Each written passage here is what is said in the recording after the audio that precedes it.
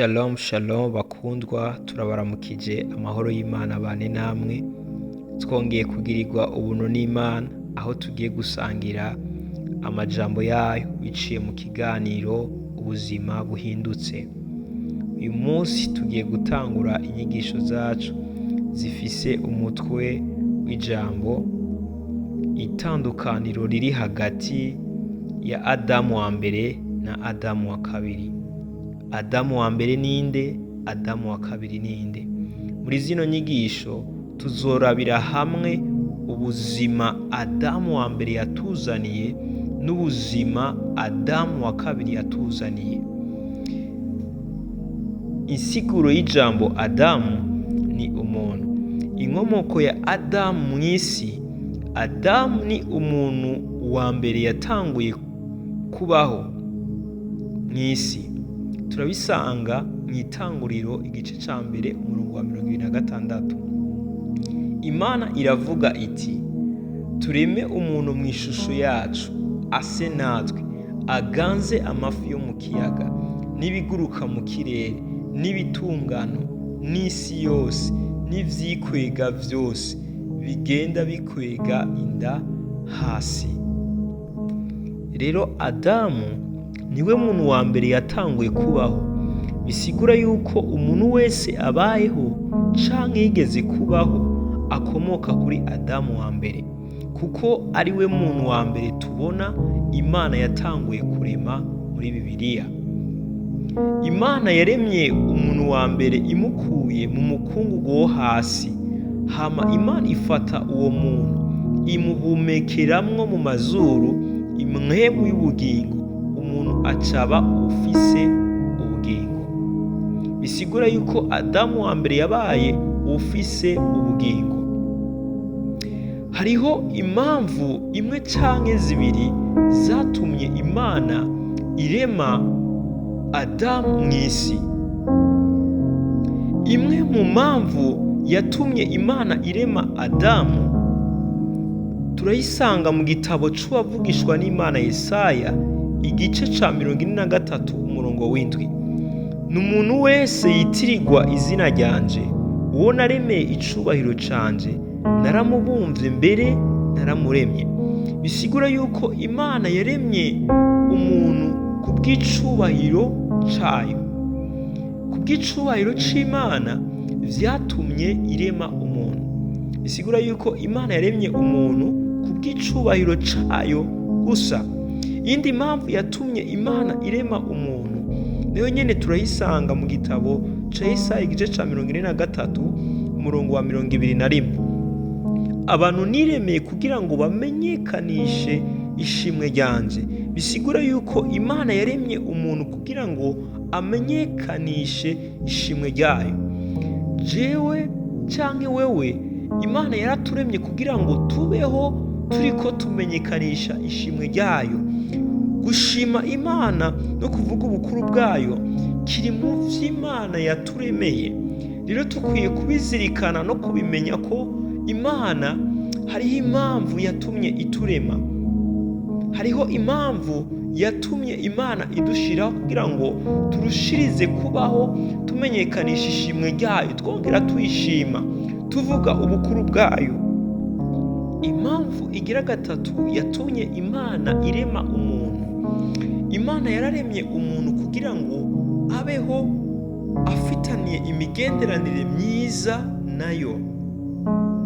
Ivyo turabibona Adamu amaze gukora icaha mu gice ca 3 caho Imana yabagendeye, Adamu arinyegeza. Bisigura yuko n'imbere yaho Adamu atarakora icaha, Imana yarabagendera. Bisigura yuko hari imigenderanire myiza Adamu wa mbere yarafitanye n'Imana. Hari imigenderanire yarafitanye nayo atarakora icaha. Bibiliya iratwereka neza ubuzima Adamu wa mbere yarafitanye n'Imana, Adamu atarakora icaha. Rero Adamu amaze gukora icaha, imigenderanire Adamu yarafitanye n'Imana yaratosekaye. bisigura yuko imigenderanire Adamu yari afitanye n'Imana yatosekaye ku bw'icaha ca Adamu, kuko n'imbere y'aho Adamu akora icaha hari icagezwe Imana yarashizeho. Yari yarabwiye Adamu ko atazokwigera arengako igihe cose, kuko Imana yaratunganije itongo rya Edeni irishiramwo uwo muntu.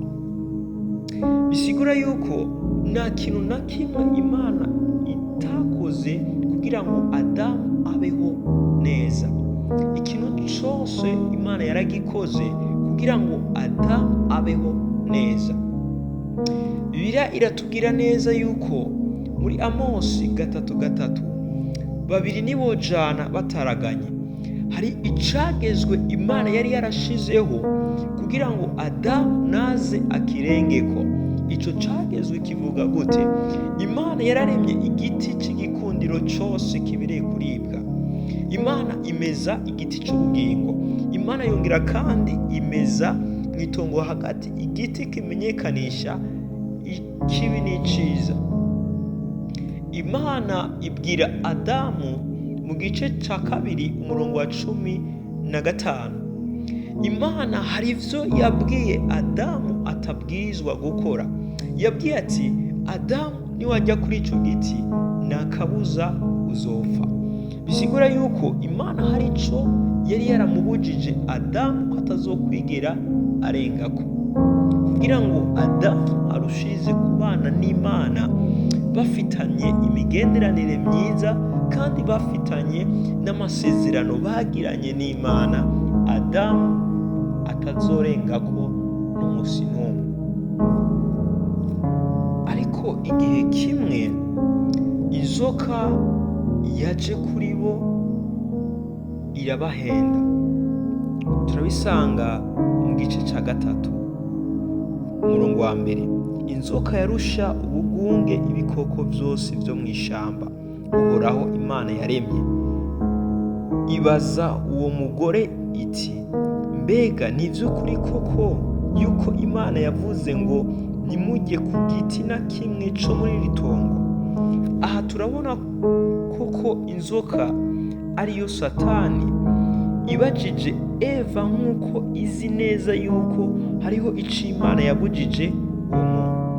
Nico gituma igihe cose dukwiye kuzirikana neza yuko tudakwiye guhereza ikibanza umugwanizi, nk'uko Pawulo yavyanditse mu cete yandikiye Abanyefeso igice ca 4 umurongo wa 28. Nugahereze ikibanza umugwanizi. Eva aha ikibanza umugwanizi, batangura kuganira bagirana ikiyago n'umugwanizi. Muri ico gihe Eva yacitse impumyi. Eva yibagiye ico Imana yababujije.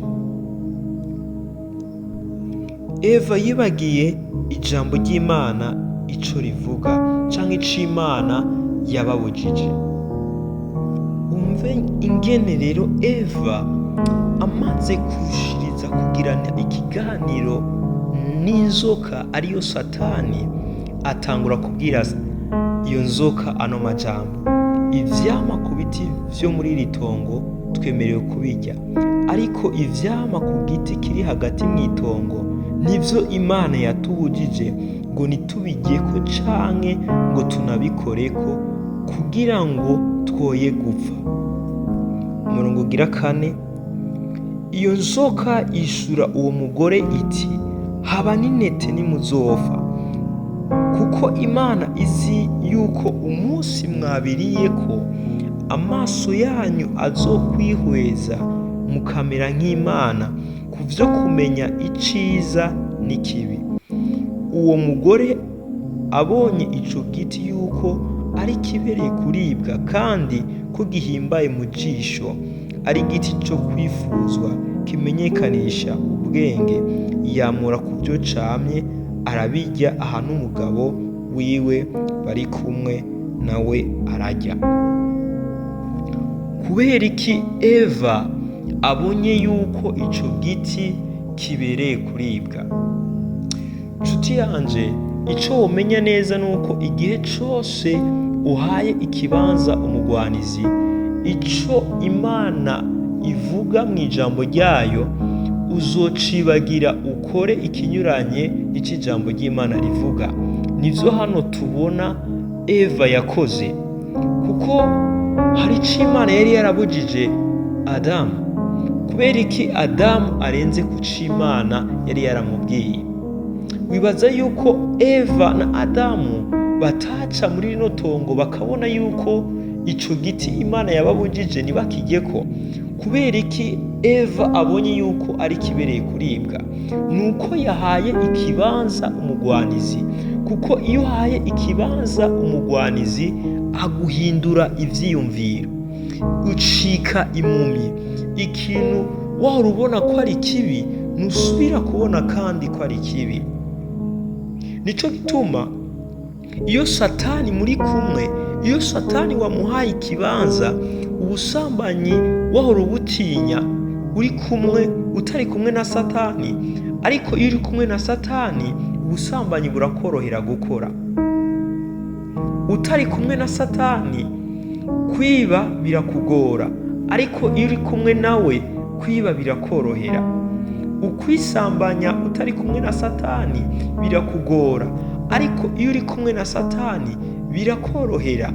Bisigura yuko Satani igihe cyose umuhaye akanya akorohereza gukora icyaha. Ikibi ntusubira kubona ko ari kibi, kuko Eva na Adamu bari bazi neza yuko Imana hari icyo yababujije. Ariko kubw'akanya Eva ahaye inzoka, batangura kugirana ikiyago. Eva acika impumyi, atangura kubona yuko ico giti kibereye kuribwa, abona yuko yokijyako. Ibino bitubwiye iki? Bisigura yuko Satani, Bibiliya irafise amazina imuha. Rimwe mu mazina Bibiliya yita Satani ni se w'ikinyoma. Turabisanga mu gitabo cy'ubutumwa bwiza bwa Yohana igice 8 umurongo wa 44. Haravuga ati, mwebwe murabaso wa mugwanizi, kandi ivyo so yifuza nivyo mushaka gukora. Uwo yahereye ubwa mbere na mbere ari umwicanyi,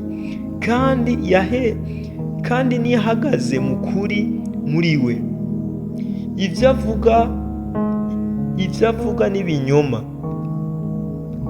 avuga ivyiwe, kuko ari umunyabinyoma, kandi ari we se wavyo. Iyi ni karangamuntu Bibiliya ihereza umugwanizi.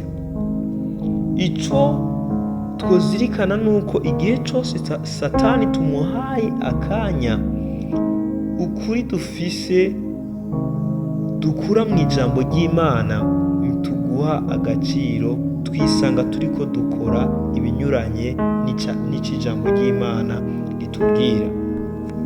Ico twokura muri ino nyigisho yacu nuko twokwirinda guhereza ikibanza canke akaryo umugwanizi.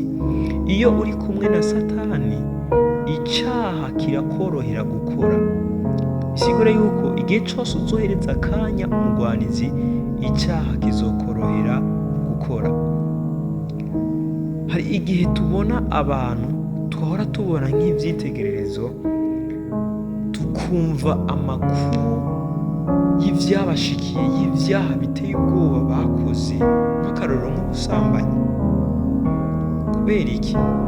Bahaye ikibanza umugwanizi, bakora ivyo batategerezwa gukora. Nico gituma ico twomenya neza, ukora icyaha uri kumwe na Satani, ukicuza uri wenyene. Inyigisho zacu tuzozibandanya ubutaha.